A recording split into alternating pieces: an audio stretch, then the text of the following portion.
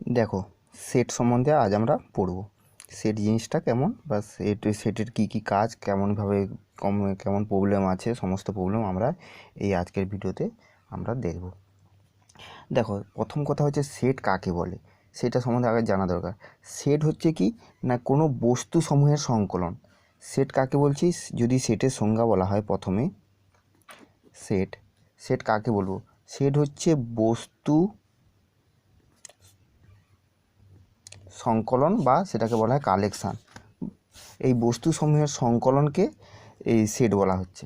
বুঝলো? তোকে একসঙ্গে নিয়ে একটা সেটের আকারে, সেট কার মধ্যে রাখা হয়? সেট হচ্ছে সেকেন্ড ব্র্যাকেটের মধ্যে, সেট আকারে সেকেন্ড ব্র্যাকেটের মধ্যে সমস্ত পদগুলোকে সেটের মধ্যে রাখা হয়। এবার দেখো, সেট হতে গেলে আমার কয়েকটা নিয়ম মেনে চলতে হবে, সেই নিয়মগুলো জানতে হবে। এক নম্বর নিয়ম হচ্ছে সংকলনটি সুসংগত। সংকলনটি সুসংগত, এই কথাটার মানে কি? সুসংগত কখন হবে? ধরো আমি বললাম তোমাদের ক্লাসের সমস্ত স্টুডেন্ট, মানে তোমাদের 11-এর সায়েন্সের সমস্ত স্টুডেন্ট, তাহলে 11-এর সায়েন্সে যতজন স্টুডেন্ট আছে সমস্ত স্টুডেন্টকে বোঝাচ্ছে। এগুলো হচ্ছে কি না, সমস্ত সায়েন্সের স্টুডেন্টকে বোঝাচ্ছে। এটাও বলতে পারি যে তোমাদের ক্লাসের বুদ্ধিমান ছাত্রছাত্রীদের নিয়ে সেট গঠন করো। এবার যদি আমি বুদ্ধিমান ছাত্রছাত্রী বলি, তাহলে তো বুদ্ধিমান বলতে কোন ধরনের ছাত্রছাত্রীকে বুদ্ধিমান বলা হয়েছে সেটা আমরা বলতে পারছি না। বললে তাহলে সঠিকভাবে আমরা সেট গঠন করতে পারবো না, কারণ বুদ্ধিমান তো বিভিন্ন ধরনের হয়ে থাকে, তাই এইদেরকে নিয়ে সেট গঠন করা যায় না। তাহলে সেট কাদেরকে নিয়ে? যেন সুসংগত হয়। যেমন আমি বলি যে 1 থেকে 10 পর্যন্ত, 1 থেকে 10 পর্যন্ত সংখ্যার স্বাভাবিক সংখ্যা নিয়ে সেট গঠন করো। তাহলে 1 2 3 4 5 এখন ডট ডট করে 10 পর্যন্ত সংখ্যা নিয়ে এই যে সেটটা, এটা একটা সুসংগত। কারণ 1 থেকে 10 পর্যন্ত দেখো সমস্ত স্বাভাবিক সংখ্যাকে নিয়ে আমরা সেটটা গঠন করতে পারলাম। কি বলছি? 1 থেকে 10 পর্যন্ত স্বাভাবিক সংখ্যা। এই জন্য সুসংগত হচ্ছে যে যে কথাটা বলা হচ্ছে সে কথাটা যেন সঠিক একটা নির্দিষ্ট মানে বোঝায়, এবং সেটার সাহায্যে আমরা যেন একটা সেট গঠন করতে পারি। মানে এমন একটা কথা বলা হলো যেটা সুসংগত নয় বা সুসংগত নয়, তাহলে সেক্ষেত্রে আমরা সেট গঠন করতে পারবো না। এবার 2-এর দাগে দেখো, 2-এর দাগে কী বলা হয়েছে? যে সংকলনে যে কোনো বস্তু দুটি পরস্পর ভিন্ন যেন হয়। কী হয়েছে? যে কোনো দুটি বস্তু ভিন্ন, মানে আলাদা হতে হবে। যেমন আমি এই সেটটা লিখেছিলাম 1 থেকে 10 পর্যন্ত।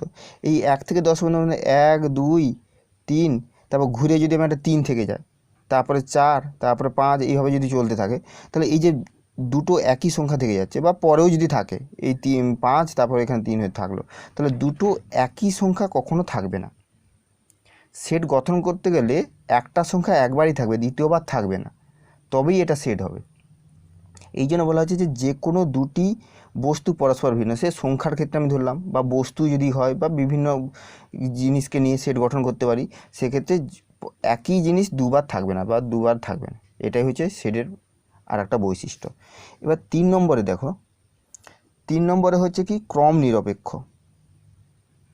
ক্রম নিরপেক্ষ, ক্রম নিরপেক্ষ মানে এই যে আমি এটা লিখেছিলাম 1 2 3 4 5, ধরো আমি একটা সেট লিখছি 1 2 3 4, এই চারটাকে নিয়ে একটা সেট লিখলাম, এটা হচ্ছে এ সেট নাম দিল। এবার এই সেটের যে পদগুলো 1 2 3 4, এটা এরকমও থাকতে পারে। ধরো 2 3 1 4, আবার ধরো 1 4 3 2, এটাও যে সেট, এটাও সেই সেট, এটাও সেই সেট। পদগুলো যেহেতু সেম আছে, পদগুলোর ক্রম আমার উল্টাপাল্টা হয়েছে, মানে এখানে এমন কোনো কথা নয় যে প্রথমে 1, তারপরে 2, তারপরে 3, তারপরে 4, এরকম পরপর থাকতে হবে, এমন কোনো কথা নেই। তুমি যেমন খুশি ক্রম লিখতে পারো। তাহলে এই জন্য বলছে ক্রম নিরপেক্ষ। বোঝা গেল? তাহলে সেট গঠন করতে গেলে 3টে জিনিস আমাদের প্রয়োজন। প্রথম হচ্ছে সংকলনটি সুসংগত, মানে সংকলনের যে কথাটা বলা আছে, ধর্মটা বলা আছে, সে যেন একটা নির্দিষ্ট মানে বোঝা যায়, মানে থাকে। মানে এমন কিছু বলা হলো যাতে তার মানে থাকলো না, সেটার সাহায্যে আমি সেট গঠন করতে পারবো না, তাহলে সেট গঠন করা যাবে না। তাহলে সংকলনটি সুসংগত। আর সংকলনের যে কোনো দুটি বস্তু পরস্পর ভিন্ন হবে, মানে সবসময় আলাদা হবে, একই বস্তু হবে না। আর ক্রম নিরপেক্ষ, সে ক্রমের উপর নির্ভর করে না। এই 3টা জিনিস মেনে চললে তবেই সেট গঠন করা যায়। আর সেট কি না, সেট হচ্ছে বস্তুসমূহের সংকলনকেই সেট বলা হচ্ছে। মানে বস্তুসমূহগুলোই কি একটা সেকেন্ড ব্র্যাকেটের মধ্যে এরকম কমা আকারে লেখা হয়, তাহলেই সেট গঠন করে। এবার দেখো, সেট যখন আমি লিখছি সেকেন্ড ব্র্যাকেটের মধ্যে এইভাবে লেখা হচ্ছে, তখন সেটের তো একটা নাম ধরতে হয় যে এটা কোন সেট। সেটা ক্যাপিটাল অক্ষরের আমরা এ ধরতে পারি, বি ধরতে পারি, সি, মানে capital A B C dot dot করে ক্যাপিটাল এক্স, এই ইংরেজি বর্ণমালার ক্যাপিটাল অক্ষর দিয়ে আমরা সেটের পুরো সেটটাকে আমরা ধরে থাকি। এবার সেটের মধ্যে যে পদগুলো থাকে, সংখ্যা থাকলে তো সংখ্যা আছে, যদি ইংরেজি বর্ণমালা থাকে তাহলে ছোটো হাতের এ বি সি, এই ছোটো হাতের অক্ষরগুলো দিয়েই আমরা এই পদগুলোকে আমরা বলে থাকি যে A B C D E F G H, এগুলো হচ্ছে যে পদগুলো সেটের মধ্যে ভেতরে যে পদগুলো সেগুলো হচ্ছে ছোটো হাতের অক্ষর দিয়ে ধরা হয়, এবং সেট যে নাম পুরো সেটটাকে যে অক্ষর দিয়ে ধরা হয় সেটা হচ্ছে capital A B C D থেকে এক্স পর্যন্ত যে কোনো অক্ষর দিয়ে তুমি ধরতে পারো। বোঝা গেলো? এইভাবে সেটের পদগুলোকে ধরা হয়। আমি কয়েকটা সেট আমরা যেগুলো আমরা পড়েছি ক্লাস 9-এ, যে স্বাভাবিক সংখ্যা, তারপর হচ্ছে অমূলদ সংখ্যা, মূলদ সংখ্যা, তারপর হচ্ছে অখণ্ড সংখ্যা, এইগুলোর কয়েকটা আমরা পড়ব কেমন ধরনের। দেখো স্বাভাবিক সংখ্যা, যেটা আমরা স্বাভাবিক সংখ্যা পড়েছিলাম, স্বাভাবিক সংখ্যা, স্বাভাবিক সংখ্যা কোনগুলো ছিল না, স্বাভাবিক সংখ্যা হচ্ছে 1 2 3 4 5, মানে 1 থেকে শুরু হবে, তারপর 2 3 4 5 করে ডট ডট করে চলতে থাকবে। এই যে সংখ্যাগুলো, এইগুলোকে নিয়ে আমরা একটা সেট গঠন করতে পারি। এটাকে আমরা সেকেন্ড ব্র্যাকেটের মধ্যে রেখে দিলাম। তাহলে এটা হচ্ছে কি স্বাভাবিক সংখ্যা সেট। এবং স্বাভাবিক সংখ্যা সেটকে একটা অক্ষর দিয়ে প্রকাশ করা হয়, সেটা হচ্ছে ইংরেজি বর্ণমালার ক্যাপিটাল এন দ্বারা, স্মল এন কখনো নয়, ক্যাপিটাল এন দ্বারা প্রকাশ করা হয়। এন হচ্ছে স্মল এন দিয়েও ধরা যায়, কিছু কিছু অঙ্কের ক্ষেত্রে আছে, সেখানে দেখবো আমরা পরের অঙ্ক করার সময়। যদি কোথাও উল্লেখ করে দেওয়া থাকে যে স্মল এন হচ্ছে স্বাভাবিক সংখ্যা, তাহলে সেক্ষেত্রে আমরা স্মল এন আমরা ধরবো, এটা কথা। যাই হোক, কিন্তু যেখানেই আমরা ক্যাপিটাল এন দেখব সেটাই আমরা সবসময় কী ভাববো না এটা হচ্ছে স্বাভাবিক সংখ্যা।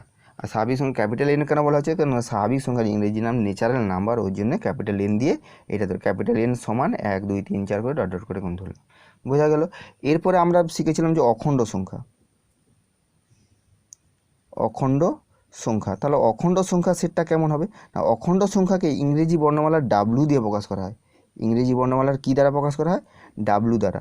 তাহলে ডাব্লু সমান কী হবে, অখণ্ড সংখ্যার মধ্যে কী থাকে, 0 থাকে, তারপরে স্বাভাবিক সংখ্যা 1 2 3 4, এই যে অখণ্ড সংখ্যার সেট, এটা দ্বিতীয় বন্ধনীর মধ্যে রাখা হলো, এটা হচ্ছে কি অখণ্ড সংখ্যা।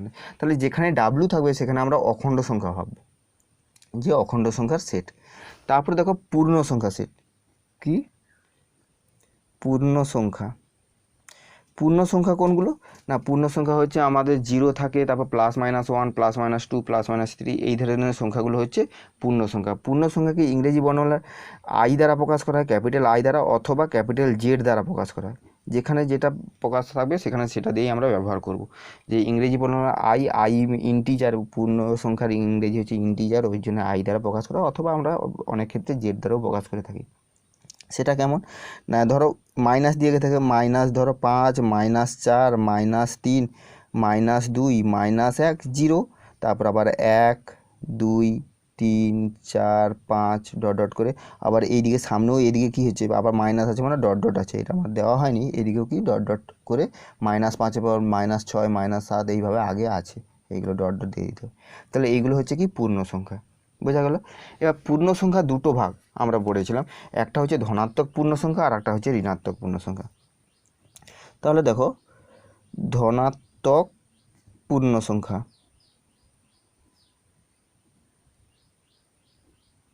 ধনাত্মক পূর্ণ সংখ্যাকে আমরা কেমনভাবে লিখতে পারি, হয় আই প্লাস লিখব, না হয় Z plus, capital Z plus, এই যে প্লাসটা উপরের দিকে যে প্লাস চিহ্ন দেওয়া হয়, এইটা হচ্ছে। তাহলে ধনাত্মক পূর্ণ সংখ্যার মধ্যে কোনগুলো পড়ছে, ধনাত্মক পূর্ণ সংখ্যার মধ্যে এই 0 থেকে ডান দিকে যেগুলো থাকে, মানে 1 2 3, তাহলে 1 2 3 4 ডট ডট করে এইগুলো হচ্ছে কি ধনাত্মক পূর্ণ সংখ্যা। বোঝা গেল? এরপরে আমরা আবার কি জানি, যে এই পূর্ণ সংখ্যার মধ্যে এই বাম দিকে যেগুলো থাকে সেগুলোকে বলা হয় ঋণাত্মক পূর্ণ সংখ্যা। তাহলে ঋণাত্মক পূর্ণ সংখ্যা, ঋণাত্মক পূর্ণ সংখ্যা তাহলে কী হবে, আই মাইনাস অথবা জেড মাইনাস, এইটা হচ্ছে ঋণাত্মক পূর্ণ সংখ্যা, আই মাইনাস অথবা জেড মাইনাস। তাহলে ঋণাত্মক পূর্ণ সংখ্যার মধ্যে কী হবে, যে -1 -2 -3 -4 ডট ডট করে চলতে থাকবে, এইগুলো হচ্ছে কি ঋণাত্মক পূর্ণ সংখ্যা। তাহলে বোঝা গেল? এরপরে এরপরে আমরা কি শিখব না, মূলদ সংখ্যা। আমরা তো শিখেছি মূলদ সংখ্যা। মূলদ সংখ্যা, মূলদ সংখ্যা।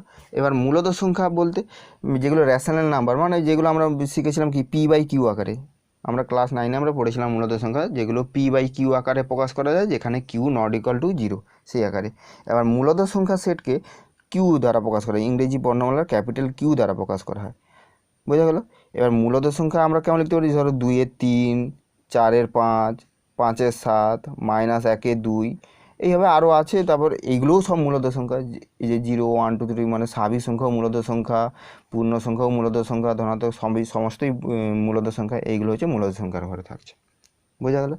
এবার যদি বলা হয় ধনাত্মক মূলদ সংখ্যা, একই রকম কি বলা হচ্ছে, ধনাত্মক মূলদ সংখ্যা। সেক্ষেত্রে আমরা কি করব না, ধনাত্মক যখন হয়ে যাচ্ছে তখন কিউ প্লাস, তখন শুধু ধনাত্মকগুলো লিখব, যে 1-এর 2, 1-এর 4, 5-এর 6, 7-এর 8 ধনাত্মক সবসময় থাকবে, ধনাত্মক। আর যদি ঋণাত্মক হয়, ঋণাত্মক মূলদ সংখ্যা।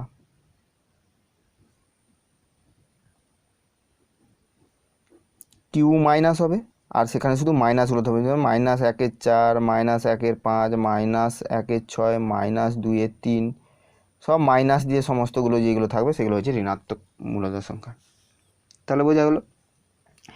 এরপরে আমরা যেটা দেখব না, সেটা হচ্ছে বাস্তব সংখ্যা। আমরা তো সব থেকে বড় তো বাস্তব সংখ্যা, সেই বাস্তব সংখ্যাই আমরা শিখেছিলাম, সেই বাস্তব সংখ্যা আমরা পড়ব। বাস্তব সংখ্যা মানে বাস্তব সংখ্যা। আর বাস্তব সংখ্যাকে ক্যাপিটাল আর দ্বারা প্রকাশ করা হয়, ইংরেজি বর্ণমালার ক্যাপিটাল আর দ্বারা প্রকাশ করা হয়। তাহলে বাস্তব সংখ্যার মধ্যে কোনগুলো থাকবে, এই তো মূলত স্বাভাবিক সংখ্যা থাকবে, অখণ্ড সংখ্যা থাকবে, পূর্ণ সংখ্যা থাকবে, ধনাত্মক পূর্ণ সংখ্যা, ঋণাত্মক পূর্ণ সংখ্যা, মূলদ সংখ্যা, ধনাত্মক মূলদ, ধনাত্মক ঋণাত্মক মূলদ, এগুলো সবই থাকবে। এর সঙ্গে অমূলদ সংখ্যা যেগুলো সেগুলোও থাকবে। অমূলদ সংখ্যা মানে √2, √3, √5, √11, √7, তারপরে এই প্লাস এই সমস্তগুলোও থাকবে। এই যে এখানে এন, তারপরে হচ্ছে আই, তারপরে এখানে কিউ, এই যে সমস্তগুলো, এগুলো সমস্ত সংখ্যাগুলো এখানে থাকবে এই বাস্তব। তাহলে বাস্তব সংখ্যার মধ্যে সমস্ত সংখ্যাগুলো পড়ে। তাই মূল কথা এগুলো তো আমরা জানি যে বাস্তব সংখ্যার মধ্যে কোনগুলো পড়ে।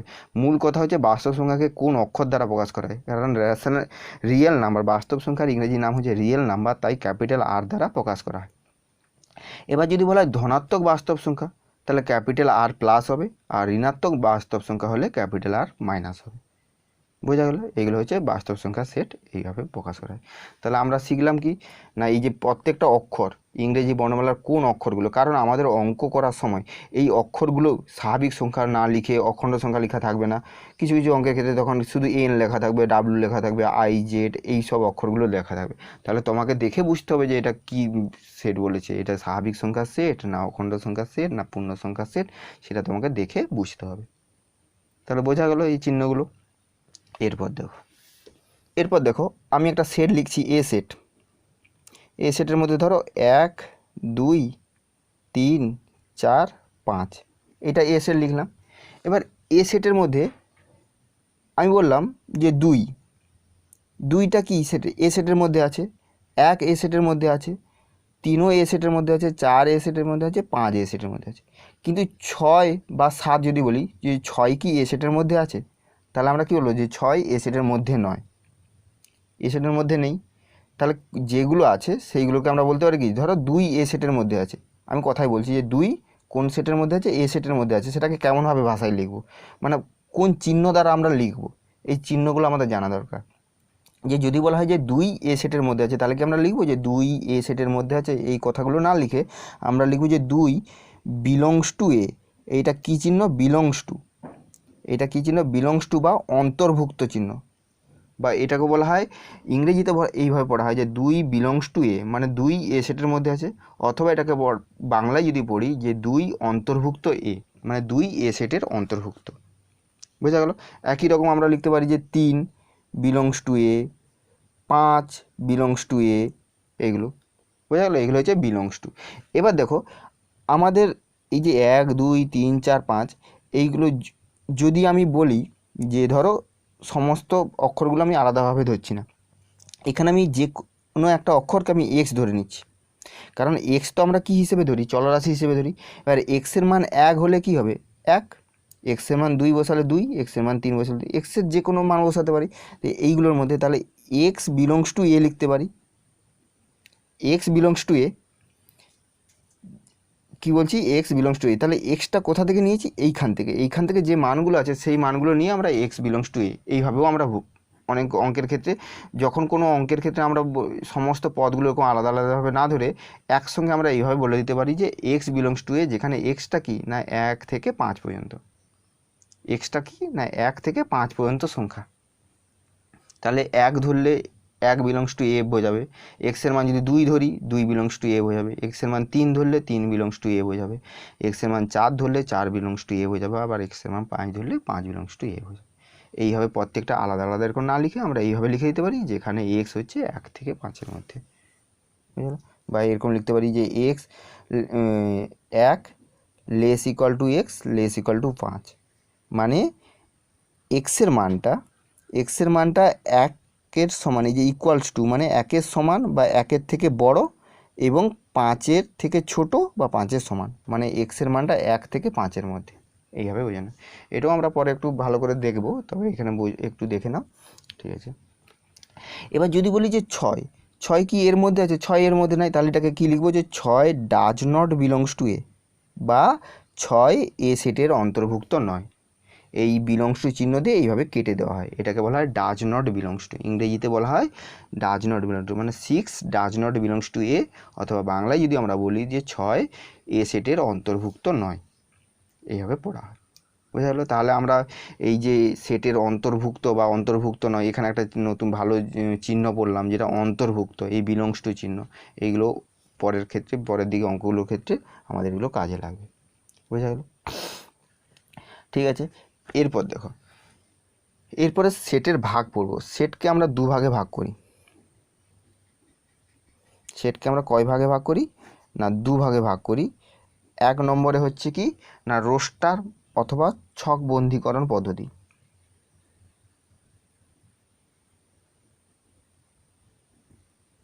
রোস্টার অথবা কি ছক বন্ধীকরণ পদ্ধতি 1 নম্বর। আর 2 নম্বর হচ্ছে ধর্মভিত্তিক পদ্ধতি বা সেট নির্মাণ পদ্ধতি, বোঝা গেল। প্রথমে হচ্ছে রোস্টার অথবা ছক বন্ধীকরণ পদ্ধতি, আর 2 নম্বরে হচ্ছে ধর্মভিত্তিক বা সেট নির্মাণ পদ্ধতি। তাহলে এই পদ্ধতিগুলো কেমন সেগুলো আমরা জানবো। তাহলে প্রথমে দেখো, দুটো পদ্ধতি, আমরা দুটো উদাহরণ একসঙ্গে দেখালে তোমরা বুঝতে পারবে যে কোনটা কি পদ্ধতি বলা হচ্ছে। দেখো একটা সেট লিখছি, এ সেট, যেখানে হচ্ছে ধরো আমি কথাই বলছি যে 1 থেকে 10 পর্যন্ত মূলদ সংখ্যা সেট। কি বললাম, আমি তোমাকে সেটটা লিখতে বললাম, এই দুটো পদ্ধতিতে লেখা হচ্ছে। কি সেটটা লিখব না 1 থেকে 10 পর্যন্ত যতগুলো মূলদ সংখ্যা আছে তাদের সেট, দুটো পদ্ধতিতে লিখব। তাহলে 1 থেকে 10 পর্যন্ত মূলদ সংখ্যা কোনগুলো, 2 3 5 7, এইগুলো হচ্ছে মূলদ সংখ্যা। এইগুলো একটা কী লিখলাম না সেটের পদগুলো যেগুলো হচ্ছে সেই পদগুলো আমরা সেকেন্ড ব্র্যাকেটের মধ্যে লিখে দিলাম, এটা একটা পদ্ধতি। আবার এইটাকে আমরা এই যে বললাম না 1 থেকে 10 পর্যন্ত মূলদ সংখ্যা সেট, সেটাকে আমরা কেমন লিখব, দেখো এক্স চলরাশি দিয়ে লিখব, এক্স সাজ দ্যাট এক্স হলো মূলদ সংখ্যা,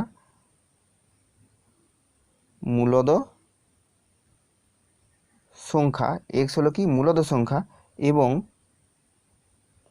এক্সের মানটা কত 1 থেকে 10 পর্যন্ত, তাহলে 1 less than x less than 10, এই কথাটা লিখতে পারি। কি বললাম, 1 থেকে 10 পর্যন্ত, 1 থেকে মানে 1কেও নিতে হবে, 1 থেকে 10 পর্যন্ত, 1 less equal to x less equal to 10, তাহলে এক্সের মানটা 1 থেকে 10-এর মধ্যে, 1 থেকে 10 পর্যন্ত, তাহলে 1 আর 10 নিয়ে 1 2 3 4 5 6 7 8 9 10, এবার এদের মধ্যে এক্সটা কেমন না, এক্সটা হচ্ছে মূলদ সংখ্যা, এক্স হলো মূলদ সংখ্যা, তাহলে এক্স সাজ দ্যাট এক্স, এটা হচ্ছে সাজ দ্যাট চিহ্ন। সাজ দ্যাট চিহ্ন দুটো হয়, একটা হচ্ছে এইভাবে সাজ দ্যাট চিহ্ন, অথবা একটা এরকম লাইন টানা থাকে, তাহলে এটাও হচ্ছে সাজ দ্যাট চিহ্ন, যেখানে যেটা খুশি ব্যবহার হয় সেটা সেটা।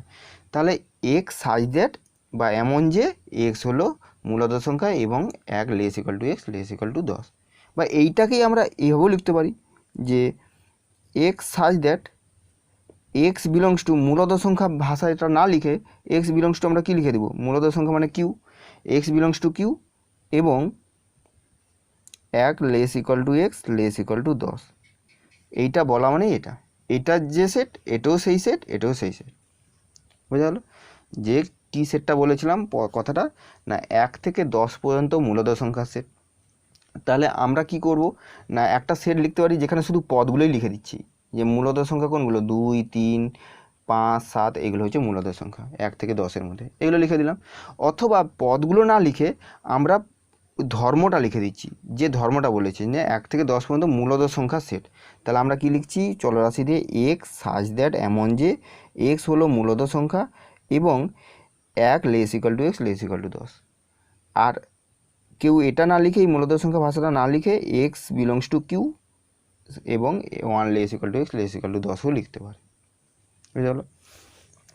অথবা আমি আরও একটা বলছি উদাহরণ।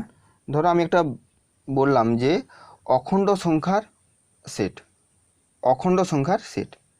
তাহলে অখণ্ড সংখ্যার সেট যেগুলো আমরা সেগুলোকে বি সমান কত লিখতে পারি, অখণ্ড সংখ্যা 0 1 2 3 4 5 ডট ডট করে এগুলো হচ্ছে অখণ্ড সংখ্যা, এই আকারে লিখতে পারি অখণ্ড সংখ্যার সেট বললে। অথবা এটাকে আমরা কি লিখতে পারি যে x such that x belongs to W, এটা লিখে দিতে পারি। কি বললাম, x such that x belongs to W. তাহলে এক্স বিলংস টু ডাব্লু, এক্সের মানগুলো ডাব্লুর মধ্যে আছে, তাহলে ডাব্লুর মানগুলো কি না 0 1 2 3 ডট ডট করে। তাহলে এক্সের মান 0 বসালে একবার 0 পাবো, এক্সের মান 1 বসালে কমা দিয়ে 1 পাবো, এক্সের মান 2 বসালে কমা দিয়ে 2 পাবো, এক্সের মান 3 বসালে 3 পাবো। এইভাবে পরপর করে এই মানটাই পাচ্ছি, এই সেটটাই পেয়ে যাচ্ছি। তাহলে এটাকে এইভাবেও লেখা যায় অথবা এইভাবেও লেখা যায়। বোঝা গেল? প্রত্যেকটা সেটকে এখন দুটো পদ্ধতিতে লেখা হয়, একটা হচ্ছে পদগুলো দিয়ে লেখা হয়, পদগুলো স্থাপন করে লেখা হয়, অথবা পদটা না লিখে তার যে ধর্মটা সেই ধর্মটা লিখে দেওয়া হয়। তাহলে প্রথমে যে পদগুলো লেখা হচ্ছে এইগুলোর নাম কি, এটা হচ্ছে রোস্টার বা ছক বন্দীকরণ পদ্ধতি। এই যে প্রথম পদ্ধতি এটা রোস্টার বা ছক বন্দীকরণ পদ্ধতিতে শুধু পদগুলোকে লিখে দেওয়া হয়। আর যেগুলোতে পদগুলোকে লেখা হয় না, শুধু মূল ধর্মটা লেখা হচ্ছে, সেগুলোকে বলা হচ্ছে ধর্মভিত্তিক বা সেট নির্মাণ পদ্ধতি। সেগুলোকে কি বলা হচ্ছে, ধর্মভিত্তিক বা সেট নির্মাণ পদ্ধতি। বোঝা গেল? এরপর দেখো, এরপর অনেকগুলো সেট সম্বন্ধে আমরা পড়বো, যেগুলো হচ্ছে সসীম সেট আর অসীম সেট। সসীম ও অসীম সেট, সসীম সেট ও অসীম সেট। সসীম সেট অসীম সেটে আমরা কথার মধ্যেই বুঝতে পেরেছি যে সেটে পদগুলো একটা নির্দিষ্ট সংখ্যক থাকে তাদেরকে সসীম সেট বলা হচ্ছে, আর যে সেটের পদগুলো অনির্দিষ্ট মানে যার কোনো শেষ নেই তাদেরকে অসীম সেট বলা হচ্ছে। যেমন ধরো আমি একটা সেট বলছি এ সেট, এই সেটের মধ্যে 1 2 3 4, এখানে কটা পদ, 4টা পদ, তাহলে এটা একটা সসীম সেট, এর পদ সংখ্যা শেষ হয়ে যাচ্ছে। আর যদি বলি আমি একটা স্বাভাবিক সংখ্যার সেট, একটা বি সেট ধরলাম, স্বাভাবিক সংখ্যা সেট 1 2 3 4 5 6 এইভাবে ডট ডট করে চলতে থাকবে, তাহলে এর তো কোনো শেষ পাচ্ছি না। তাহলে এই যে সেটটা এটাকে বলা হচ্ছে কি না অসীম সেট। এই সেটটাকে কী সেট বলা হচ্ছে না অসীম সেট। বোঝা গেল? তাহলে সসীম বলতে যাতে যে সেটে পদ সংখ্যা সীমিত, মানে নির্দিষ্ট সংখ্যক পদ সংখ্যা থাকবে, আমরা গুণে শেষ করতে পারবো পদ সংখ্যা, তাদেরকে সসীম সেট বলা হয়। আর যে সেটে পদ সংখ্যা অসংখ্য, যার গুণে কোনো আমরা শেষ করতে পারবো না, সেই সমস্তগুলোকে অসীম সেট, সেই সমস্ত সেটকে অসীম সেট বলা হচ্ছে। বুঝা গেল? এরপর দেখো একপদী সেট। একপদী সেট, একপদী সেটের কথা মানে কি, যে সেটে একটাই মাত্র পদ থাকবে তাদেরকে একপদী সেট বলা হয়। যে সেটে একটি মাত্র কেবল একটাই পদ থাকবে, ধরো আমি একটা এ সেট বললাম, এ সেটে আমি একটা পদ বললাম 10, শুধু একটাই পদ আছে। বা আর একটা বি সেট বললাম, বি সেটে একটা পদ 0, এটাও একটাই পদ আছে, শুধু একটাই পদ 0 আছে, 0 একটা পদ সংখ্যা, তাহলে এটা একটা একপদী সেট। অথবা আমি সি সেট বললাম, সেখানে একটা সংখ্যা আছে 5, তাহলে একটাই মাত্র পদ আছে, এদেরকে একপদী সেট বলা হয়, প্রত্যেকটাকে একপদী সেট বলা হয়। অথবা আমি একটা বললাম, ধরো ডি সেট, কেমন বলছি না, ডি সেটে হচ্ছে ডি সেটটা কেমন না, এইভাবে আমরা ধর্মভিত্তিক পদ্ধতি যদি লিখি, এক্স সাজ দ্যাট এক্স একটি অখণ্ড সংখ্যা, এক্স একটি অখণ্ড সংখ্যা এবং 2 less than x less than 4। তাহলে কি বললাম, ডি সেটটা আমরা ধর্মভিত্তিক, এইগুলো যেগুলো বললাম এগুলো হচ্ছে কি না রোস্টার পদ্ধতিতে লিখেছি, যে যেটা খুশি পদ্ধতিতে লিখতে পারে। এবার আমি ধর্মভিত্তিক পদ্ধতিতে একটা দেখাচ্ছি, যে ডি সমান এক্স সাজ দ্যাট এক্স একটি অখণ্ড সংখ্যা এবং এক্সটা কেমন না 2 থেকে 4-এর মধ্যে। তাহলে 2 থেকে 4-এর মধ্যে কটা অখণ্ড সংখ্যা আছে, তাহলে 2 থেকে 4-এর মধ্যে কেবল একটাই অখণ্ড সংখ্যা আছে, 2 থেকে 4-এর মধ্যে একটাই অখণ্ড সংখ্যা, সেটা হচ্ছে 3। কারণ অখণ্ড সংখ্যা কোনগুলো, 0 1 2 3 4, এই যে এখানে আমরা আগের এতে পড়েছিলাম যে অখণ্ড সংখ্যা কি না 0 1 2 3 4। তাহলে 2 থেকে 4-এর মধ্যে, তাহলে 2 আর 4, তার মধ্যে অখণ্ড সংখ্যা কোনটা, 3। কারণ এখানে দেখো 2 4 নেওয়া যাবে না, এখানে লেস দেন আছে, যদি ইকুয়াল টু থাকতো তাহলে 2ও নেওয়া যেত 4ও নেওয়া যেত, কিন্তু এখানে শুধু লেস দেন আছে, মানে 2 বাদ আর 4 বাদ, তাহলে 2-এর থেকে বড় আর 4-এর থেকে ছোট, তাহলে 2 আর 4-এর মধ্যে কি হচ্ছে, 3 হচ্ছে। তাহলে একটি মাত্র অখণ্ড সংখ্যা পাচ্ছি 3, তাহলে এটা কি একটা একপদী সেট। এটা একটা কী সেট, এই যে ডি সেটটা, যেটা ডি সেটটা যে পদটা পাবো, একটাই মাত্র পদ পাবো 3, তাহলে এটা হচ্ছে একপদী সেট। বোঝা গেল? এরপর দেখো শূন্য সেট বা খালি সেট। শূন্য বা খালি সেট মানে যে সেটে কোনো পদ থাকবে না, একটাও পদ থাকবে না, তাদেরকে শূন্য সেট বলা হয়। মানে নির্দিষ্ট নিয়ম ও ধর্মের উপর ভিত্তি করে যে সেটে কোনো পদ থাকবে না তাদেরকে খালি সেট বলা হয়। শূন্য সেটকে আমরা সাধারণত ইংরেজি বর্ণমালা নয়, একটা গ্রিক অক্ষর, এই গ্রিক অক্ষর ফাই দ্বারা প্রকাশ করা হয়। এটাকে কী বলা হয়, ফাই সমান এবং সেকেন্ড ব্র্যাকেট শুধু দিয়ে দেওয়া হয়, সেকেন্ড ব্র্যাকেটের মধ্যে কোনো এলিমেন্ট বা পদ লেখা যাবে না, তাহলে এটাকে বলা হচ্ছে শূন্য সেট। যে সেটে কোনো পদ থাকবে না তাদেরকে শূন্য সেট বলা হয়। বুঝা গেল? কোনো পদ থাকবে না, সে শূন্য থাকবে না, শূন্য হলে তো সেটা একপদী সেট। শূন্য যদি থেকে যায়, এর ভেতরে যদি শূন্য থেকে যায়, শূন্য, তাহলে সেটা একপদী সেট হয়ে যাবে। কিন্তু যদি কিছুই না থাকে তখন সেটাকে আমরা শূন্য বা খালি সেট বলবো, আর সেটাকে গ্রিক অক্ষর ফাই দ্বারা প্রকাশ করা হয়। বোঝা গেল? যেমন আমরা একটা উদাহরণ নিতে পারি, যে ফাই সমান যে এক্স সাজ দ্যাট এক্স একটি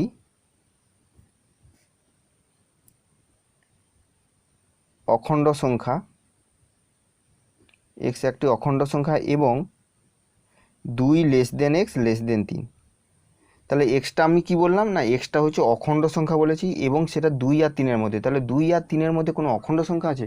কারণ 2-এর পরের অখণ্ড সংখ্যাই তো 3, তাহলে 2 আর 3-এর মাঝে কোনো অখণ্ড সংখ্যা নেই, তাহলে কোনো সংখ্যা পাচ্ছি না। তখন এটা কি বলবো, এটাকে হচ্ছে শূন্য সেট, বা এটা এইভাবে লিখে দেবো, এইভাবে লিখতে পারি, বা এটা শূন্য সেট, কোনো কিছুই থাকবে না, তাহলে এটাকে শূন্য সেট ফাই দ্বারা প্রকাশ করা হচ্ছে। বোঝা গেল? এইভাবে শূন্য সেট বোঝা যাচ্ছে। এবার দেখো উপসেট, দেখো উপসেট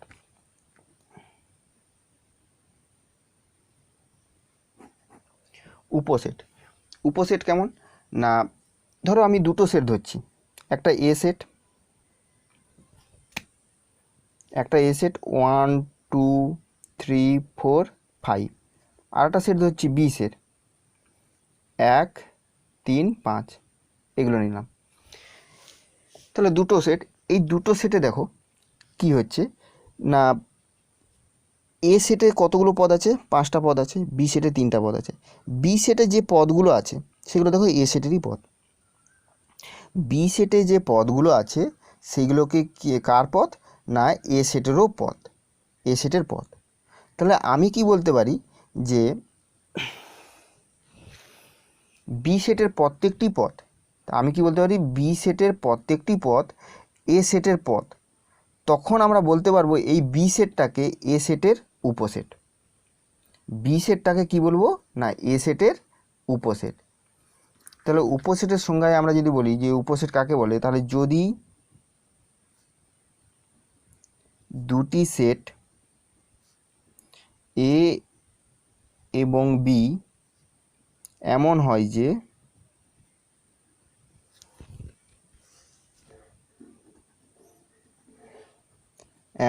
যে কেমন না বি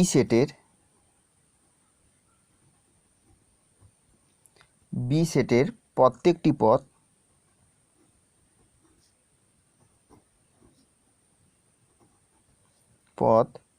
এ সেটেরও পদ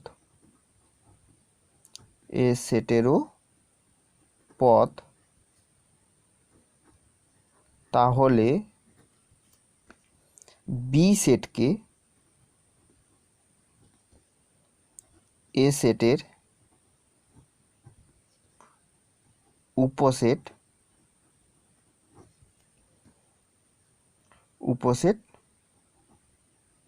বলা হয়। তাহলে কি বললাম না, যদি দুটি সেট এ ও বি এমন হয় যে বি সেটের প্রত্যেকটি পদ এ সেটেরও পদ, তাহলে বি সেটকে এ সেটের উপসেট বলা হচ্ছে। যেমন বি সেটের প্রত্যেকটা পদ, বি সেটের পদ 1 সেটা দেখো এ সেটেরও পদ, বি সেটের পদ 3 সেটা এ সেটের পদ, বি সেটের পদ 5 সেটাও এ সেটের পদ। যদি কোনো কারণে এ সেটে ধরো আমি বললাম বি সেটে 7 থেকে গেল, 7 কি তাহলে এ সেটের পদ?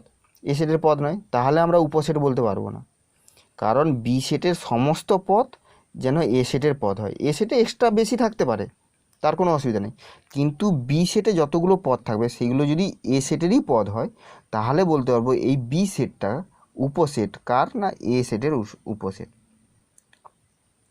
বোঝা গেল? এবার দেখো এই উপসেটের চিহ্ন কেমন, তাহলে এটাকে আমরা লিখতে পারি যে বি এটা উপসেট এ, এইভাবে লিখতে পারি, অথবা আমরা এটাকে এইভাবেও লিখতে পারি, মানে যে দিকটা বড় সেই হচ্ছে বড় সেটটা আর এ হচ্ছে উপসেট। তাহলে অথবা এইভাবে আমরা লিখতে পারি, এ যদি লিখে দিই আগে তাহলে এই চিহ্নটা কেমন হবে, এইভাবে হবে বি, এইভাবে চিহ্নটা হবে। বোঝা গেল? এইগুলো হচ্ছে উপসেটের চিহ্ন, এটা হচ্ছে উপসেটের চিহ্ন। সমান সেট, দুটো সেটকে কখন আমরা সমান বলতে পারবো, যে ধরো দুটো সেট এ ও বি এই দুটো সেট কখন সমান হবে? আমরা উপসেটের সংজ্ঞাতে কি বললাম? উপসেটে বললাম যে উপসেট কখন হচ্ছে না, যখন বি সেটের প্রত্যেকটি পদ এ সেটের পদ, তখন বি সেটটাকে এ সেটের উপসেট বলতে পারবো। এখানেও একই রকম, উপসেটের ক্ষেত্রে আমরা যদি বলি যে যদি বি সেটের প্রত্যেকটি পদ এ সেটের পদ, আবার এ সেটের প্রত্যেকটি পদ যদি বি সেটের পদ হয়, তখন এ ও বি সেট দুটিকে পরস্পর উপসেট বলতে পারবো। কি বলছি না, বি সেটের প্রত্যেকটি পদ, ধরো আমি একটা এ সেট লিখলাম, এ সেট 1 2 3, আবার একটা বি সেট লিখলাম, যেহেতু দুটো সমান সেট দুটো সমান ধরতে হবে, ধরো 2 1 3, এটা বি সেট লিখলাম। এবার দেখি বি সেটের প্রত্যেকটা পদ এ সেটের পদ কিনা। দেখো বি সেটে 2 আছে, এ সেটেও 2 আছে, বি সেটে 1 আছে, এ সেটেও 1 আছে, বি সেটে 3 আছে, এ সেটেও 1 আছে। তাহলে বি সেটের প্রত্যেকটি পদ সেটা এ সেটের পদ। উপসেটের সংজ্ঞা থেকে তাহলে বি সেটের প্রত্যেকটি পদ যদি এ সেটের পদ হয়, তাহলে আমরা কি লিখতে পারি, বি উপসেট এ, এটা লিখতে পারি। আবার দেখো এ সেটের প্রত্যেকটি পদ বি সেটেরও পদ, দেখো এ সেটে 1 আছে, বি সেটেও 1 আছে, এ সেটে 2 আছে, বি সেটেও 2 আছে, এ সেটে 3 আছে, বি সেটে, তাহলে এ সেটের প্রত্যেকটি পদ সেটা বি সেটেরও পদ। তাহলে এখান থেকে আমরা কি বলতে পারি যে এ উপসেট বি, এ বি এর উপসেট। এখানে উপসেটের এই সমান চিহ্নটা কাজে লাগছে। তাহলে উপসেট চিহ্ন দেওয়া হলো, তাহলে এ সেটের প্রত্যেকটি পদ বি সেটেরও পদ, আবার বি সেটের প্রত্যেকটি পদ এ সেটের। তাহলে এই দুটো থেকে আমরা কি বললাম যে এ সাবসেট অফ বি বা উপসেট অফ বি, আবার বি উপসেট হবে। এই দুটো থেকে আমরা কি বলতে পারি, এ সমান বি। এই দুটো আলাদা আলাদা না বলে আমরা কি বলে দিতে পারি একসঙ্গে, না এ সমান বি, এ আর বি দুটো সমান সেট। তাহলে এইভাবে উপসেট। তাহলে উপসেটের সংজ্ঞা কি বলতে পারি না, উপসেটের সংজ্ঞায় বলা যায় যে যদি দুটি সেট এ ও বি এমন হয় যে যে বি সেটের প্রত্যেকটি পদ এ সেটেরও পদ, আবার এ সেটেরও প্রত্যেকটি পদ যদি বি সেটের পদ হয়, তাহলে সেট দুটিকে বলা হবে কি না সমান সেট। অথবা আমরা এটাও বলতে পারি যে দুটি সেট এ ও বি এর পদ সংখ্যা সমান, দেখো এখানে 3টে পদ, এখানেও 3টে পদ, এবং পদগুলোও সমান। এখানে পদগুলো কী আছে 1 2 3, এখানেও পদগুলো দেখো 1 2 3। তাহলে যদি পদ সংখ্যা সমান হয় এবং পদগুলোও যদি সমান হয় তখন সেট দুটিকে আমরা কি বলতে পারবো, সমান সেট। তখন সেট দুটিকে আমরা কি সেট বলতে পারবো না, সমান সেট বলতে পারবো। তাহলে বোঝা গেল সমান সেট। অথবা আমরা এইভাবেও চিহ্ন দিয়ে লিখতে পারি যে দুটো সেট, একটা বললে এ সমান বি, যদি সমান সেটটা যদি শুধু বলা হয় তাহলে এ সমান চিহ্ন দিয়ে বি লেখা হয়। আর যদি সমান সেট না হয় তখন এ সমান নয় বি, নট ইকুয়াল টু আর নট ইকুয়াল টু। সমান কখন না হবে, যদি এখানে একটা 4 থেকে যেত বা এইখানে যদি একটা 5 থেকে যেত, তাহলে দুটো আলাদা সেট হয়ে যেত। মানে সমান তো হচ্ছে না, পদ সংখ্যা সমান হচ্ছে না, পদগুলোও সব সমান হচ্ছে না, তখন এটা নট ইকুয়াল টু হয়ে যেত, এ সমান নয় বি হয়ে যেত। বোঝা গেল এইভাবে।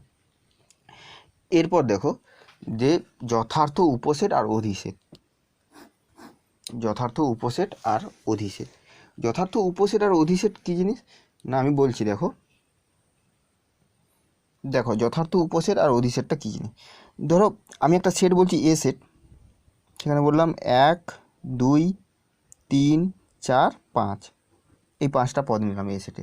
এবার একটা বি সেট নিলাম, যেটা নিয়েছিলাম সেটা নিই, যে 1 3 5, এটা হচ্ছে বি সেট। বুঝা গেল। এবার দেখো এর উপসেটের সংখ্যা থেকে কি পেয়েছিলাম, যে যদি বি সেটের প্রত্যেকটি পদ এ সেটের পদ হয়, যদি বি সেটের প্রত্যেকটি পদ এ সেটের পদ হয়, তাহলে বি সেটটাকে এ সেটের উপসেট বলতে পারবো। কিন্তু এখানে একটা কথা যোগ করা আছে, যথার্থ। এখানে কি কথা যোগ করা আছে, যথার্থ। কেন যথার্থ কথাটা যোগ করা হলো সেটা আমাকে দেখতে হবে। তাহলে যেহেতু উপসেট আছে, তাহলে উপসেটের সংখ্যা থেকে আমরা কি বলতে পারি না, এখানে 1 3 5 আছে, এখানেও 1 3 5 আছে, তাহলে আমি কি লিখতে পারি, বি সাবসেট বা উপসেট হবে বি এ সেটের উপসেট, এটা বলতে পারি। কিন্তু যখন যথার্থ, এই যে উপসেট চিহ্নটা যে দেওয়া আছে, এই যে নিচে ইকুয়ালস টু সাইন আছে, তার মানে কি কিছু কিছু ক্ষেত্রে বি সেট এ সেট সমান হতে পারে। যেমন এখানে সমান সেটের ক্ষেত্রে বলেছিলাম, যেহেতু সমান হচ্ছে, তাহলে এক্ষেত্রে কোনটা কাজে লাগছে, এই উপসেটের চিহ্ন এইটা, মানে বি সেটটা হয় বড় হবে, না হয় বি সেটটা এ সেটের সঙ্গে সমান হবে, এখানে যেহেতু সমানটা কাজে লাগছে। কিন্তু এক্ষেত্রে দেখো, এক্ষেত্রে এ সেটে বি সেটে তো 1 3 5 আছে, 1 3 5 থাকা সত্ত্বেও বাকি এক্সট্রা কত 2 আর 4 আছে, তাহলে কি এটা সমান হবে, এটা কখনোই সমান হবে না। তাহলে বি উপসেট এ হচ্ছে, তো বি এ সেটের উপসেট, কিন্তু B not equal to A, B কি ইকুয়াল টু হচ্ছে, ইকুয়াল টু হচ্ছে না। তার মানে কি এই যে ইকুয়াল টু সাইনটা এখানে দেওয়া আছে, এইটা তাহলে হচ্ছে না। যদি কোনো কারণে বি সেটে থেকে এ সেটে একটা পদ বেশি থেকে যায়, তাহলে সেটা সমান হবে না। আর সমান যদি না হয়, তখন সেক্ষেত্রে আমরা যথার্থ উপসেট বলবো, কারণ সে একটা পদ সবসময় বেশি থেকে যাচ্ছে, আর বেশি থেকে যাওয়া মানে সেই, তখন এই যে এ সেটটা বি সেটটা এ সেটের যথার্থ উপসেট, তখন আমরা বলতে পারবো বি, যেহেতু সমানটা কাজে লাগছে না, বি যথার্থ উপসেট এ। বি যথার্থ উপসেট এ, তার মানে কি হচ্ছে, বি সেটটা তো উপসেট হচ্ছে, কিন্তু যথার্থ মানে বি সেটটা সবসময় ছোট হবে, কখনো সমান হবে না। সমান হলে শুধু উপসেট চিহ্ন দিতাম, আর এখানে এই উপসেট চিহ্ন যেটা হতো এটা থাকতো। কিন্তু যখন যথার্থ হয়ে যাবে, তখন আমরা সবসময় এই যথার্থ উপসেট চিহ্ন, এই চিহ্নটা দেব। তার মানে হচ্ছে এ সেটটা সবসময়ের জন্য বড় হবে, কখনোই সমান হবে না। এক্ষেত্রে বড় অথবা সমান হতে পারে, কিন্তু এক্ষেত্রে সবসময় বড় হবে। যথার্থ উপসেটের ক্ষেত্রে এ সেটটা বড় হবে, বি সেটটা সবসময় ছোট হবে। অথবা এটাকে এইভাবে লেখা হয়, এ যথার্থ উপসেট বি, এভাবে লেখা হয়। এবার দেখো অধিসেট কি না, এই বি সেটটা হচ্ছে এ সেটের যথার্থ উপসেট। উল্টে আমরা কি বলতে পারি, এ সেটটা অধিসেট কার না বি, অধিসেট মানে সুপার সেট, সে হচ্ছে বড় সেট, অধিসেট। ওই জন্য এ সেটটাকে বলা হচ্ছে অধিসেট কার না বি এর। আর উল্টে আমরা কি বলতে পারি, বি সেটটা এ সেটের যথার্থ উপসেট। দুভাবে পড়া হয়, বি সেটটা এ সেটের কি না যথার্থ উপসেট, অথবা আমরা এ সেটটাকে কি বলতে পারি, এ সেটটা হচ্ছে অধিসেট কার না বি এর অধিসেট। কারণ এ সেটটা যেহেতু বড়, তাহলে এ সেটটাকে অধিসেট বলবো কার না বি এর। বোঝা গেল যথার্থ উপসেট আর অধিসেট। ঠিক আছে, এরপর দেখো সার্বিক সেট।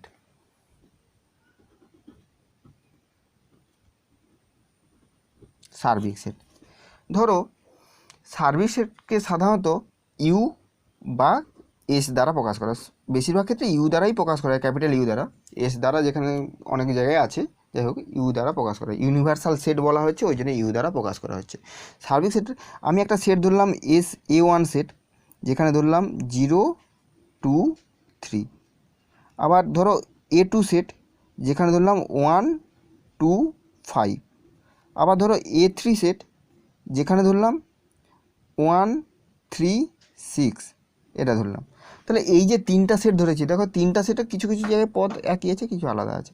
এবার এই তিনটা সেটের যদি বলি সার্বিক সেট বা ইউনিভার্সাল সেট, মানে সবথেকে এই সেটগুলো একটা সেটের মধ্যে যেন থাকে, সেটাকে আমি বা এটাকে আমি ইউ ধরছি।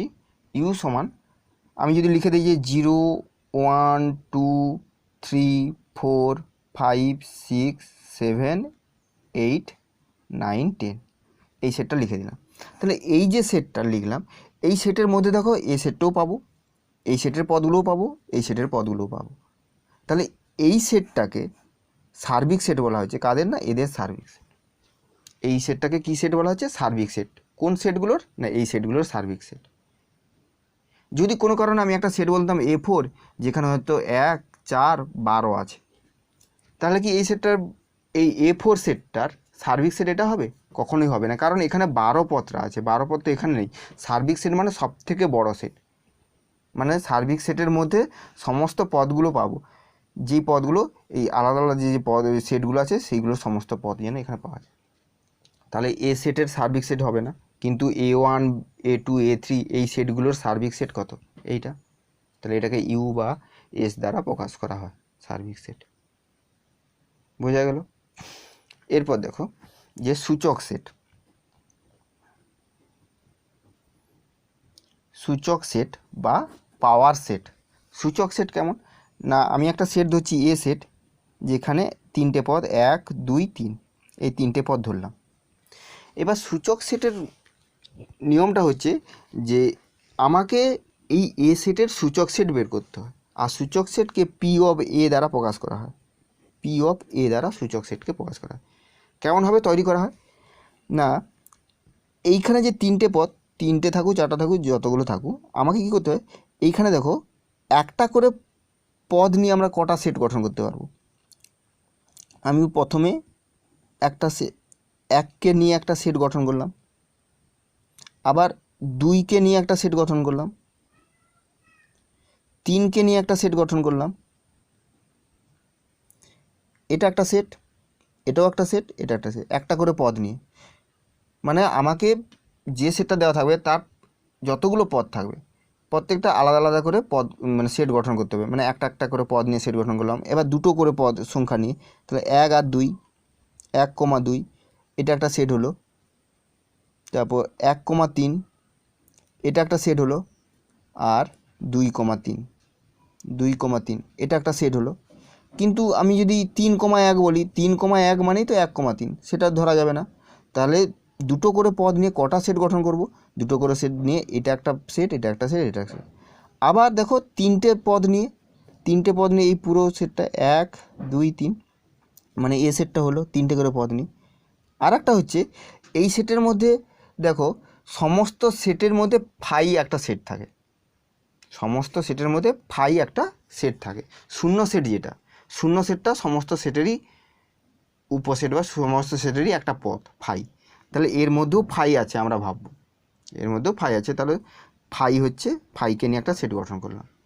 তাহলে টোটাল কটা হলো দেখো, 1 2 3 4 5 6 7 8টা সেট।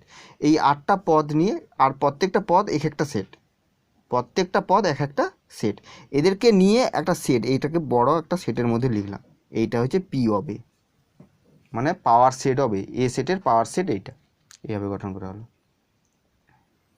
তাহলে বোঝা গেল পাওয়ার সেটের যে পদগুলো সেইগুলো প্রত্যেকটাই একটা সেট, এবং সেইগুলো কোথা থেকে হচ্ছে, যে সেটটা দেওয়া আছে সেই সেটের পদগুলো নিয়ে আমরা সেট গঠন করছি। কেমন করে গঠন করছি না, একটা একটা পদ নিয়ে আমরা সেট গঠন করছি, তারপর দুটো করে নিয়ে, তারপর তিনটে নিয়ে, যদি চারটা থাকতো চারটা করে নিয়ে করতাম। তারপরে সে যে ফাইটাও থাকবে পাওয়ার সেটের মধ্যে।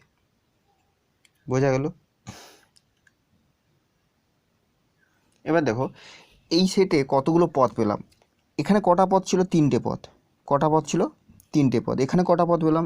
1 2 3 4 5 6 7 8টা পদ পেলাম। এটা একটা সূত্র আছে, আমরা এমনি সহজেই বলতে পারবো যে কোনো সেটের পদ সংখ্যা যতগুলো থাকবে তার পাওয়ার সেটে কতগুলো পদ থাকবে, সেটা হচ্ছে এ 8টা কী বললাম 2 টু দি পাওয়ার 3। এইখানে যেটা থাকবে সেইটা এখানে 2 টু দি পাওয়ার। যদি এ সেটে ধরো একটা বি সেট বললাম, বি সেটে কতগুলো পদ? n সংখ্যক পদ। n সংখ্যক পদ হয় তাহলে তার power set P of B, power সেটে কতগুলো পদ থাকবে? 2 টু দি পাওয়ার n। এটা হচ্ছে সূত্র 2 টু দি পাওয়ার n, এতগুলো পাওয়ার সেটে পদ থাকবে। বোঝা হলো? তাহলে আশা করি পাওয়ার সেট পর্যন্ত তোমরা সব বুঝতে পারলে। দেখবে ভালো করে পড়বে, ভিডিওটা দেখলে বোঝা যাবে।